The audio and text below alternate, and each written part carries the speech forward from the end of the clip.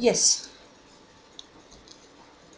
Now we will work on the second segment, what is being most common, and that is to understand how do we change this perspective.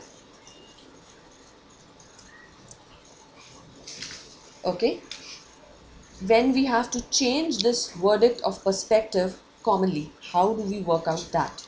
Okay, let us say that if we have to work out for us that maybe the upper element is being seen from the lower side and we have to anticipate that as a jar. Okay,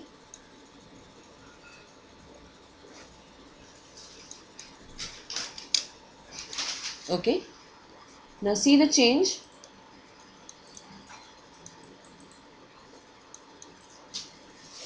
If say that is an object and I am going to put that on a shelf. Okay, now maybe say this is the shelf and I'm going to change the placement of the object over the shelf.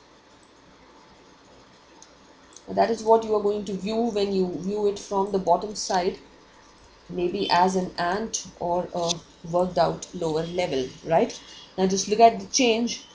If say suppose this shelf is of glass, then obviously you're going to see this content of the object, right? But say if this shelf is a wooden shelf, right, then what is going to happen is that your basic shelf is going to turn out opaque, and obviously that part of the cube which will now also turn into a box or a jar is not going to be seen, right? Now the questions of this category, wherein say suppose I have a shelf, right? Again, coming to the concept, can I utilize this cuboid, maybe say this is a column or a support which is holding the underside of the shelf. That means, yes, I can delete that out because that base is not going to be seen, right? But if I delete the brown line, will you see the change? That makes it look like as if the shelf is being supported from the bottom side, right? Whereas the object which is on the shelf, it is being viewed without the base being seen. I'm erasing out the lines in between the shelf also. Could you see the change now, all of you? So that is what we were expected to sketch maybe. If say I have to again turn this top object into a box or into a carton, right? Again, this way it's going to be seen, right? So if I start putting that line a bit thick again, you can see I have thickened the top. I slightly moved the side edge out. That's the case, right? Now I have all the liberty. Of course, I can even still work that maybe I have side options of the handle, but whatever I am supposed to do, I am supposed to do in the perspective medium.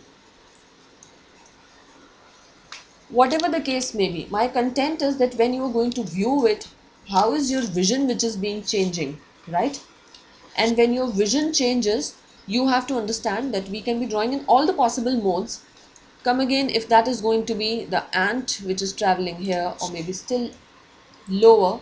Now in that case, if the ant is traveling lower and you are looking up, right, from this end, the position B of the ant, right, in this case you will not be able to see the base object, right? Whereas if you are at position A, in this case you're going to see both the contents. That means for the ant then, this object below is going to be a bird's eye view, This for her is as good as a human's eye view, because what do we do in a human eye view? A human cannot see the building by its terrace or its base. You have to see it centrally, right?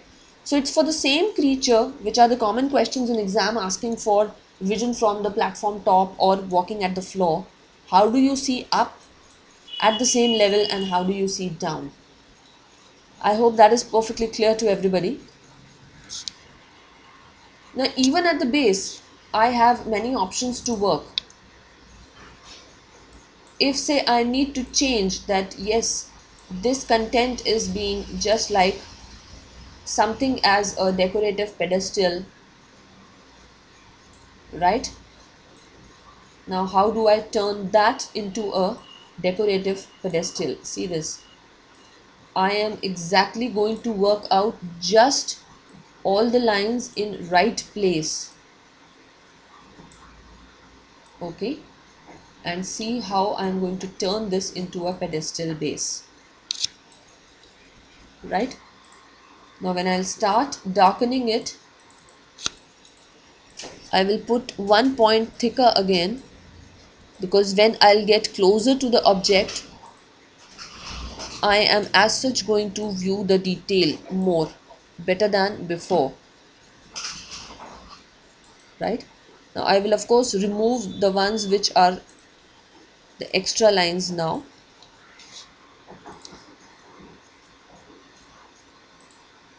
Now see the content. Let me first remove the extra ones off, and then I can put in the final lines, right? So now say I start finalizing the basic lines, you will automatically see that the entire content develops itself into a extended cuboid, and still to provide that as a another extended base. See this.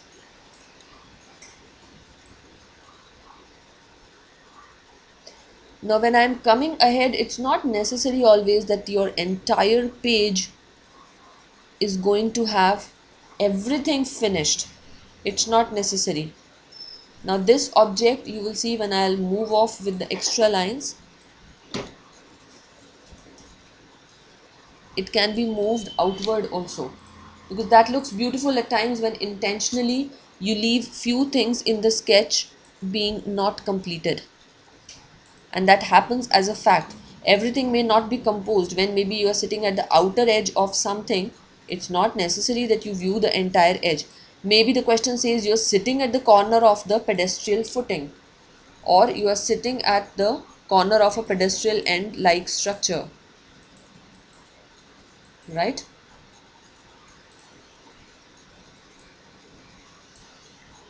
So that is the case.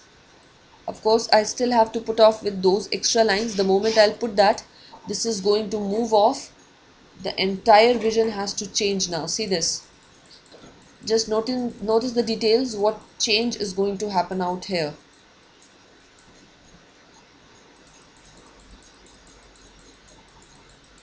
Right? Could you see the change? Gone better now? Now the same content, what did I do is basically develop the cubes and cuboids, but I have developed all the three visions for the entire space. I have a shelf which has a box. I have a pillar which is being resting, support for the shelf. I have a base. And otherwise, if I start elaborating the question, it's basically a combination of cuboids being managed in some manner, right? So any questions regarding this?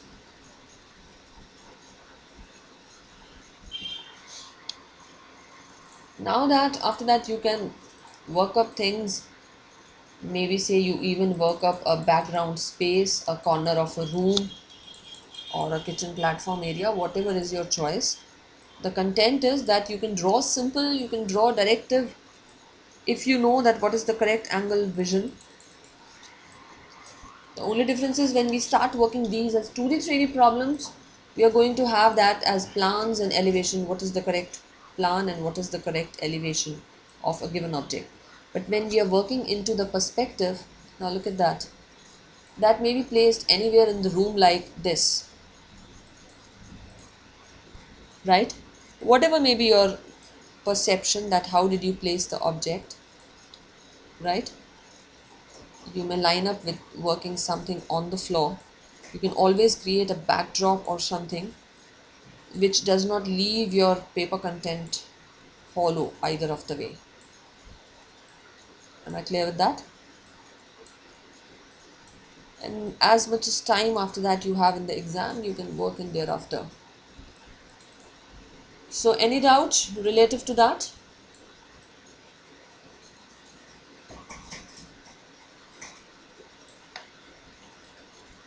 You may ask the concern if any doubts do you have relative to that. This is just a free demo of how and what scope do you have to learn as part of course, the basic regular classrooms. You will be starting up from the basics, that how do we progress that, specifically when we are short of time, because in exam everybody is short of time.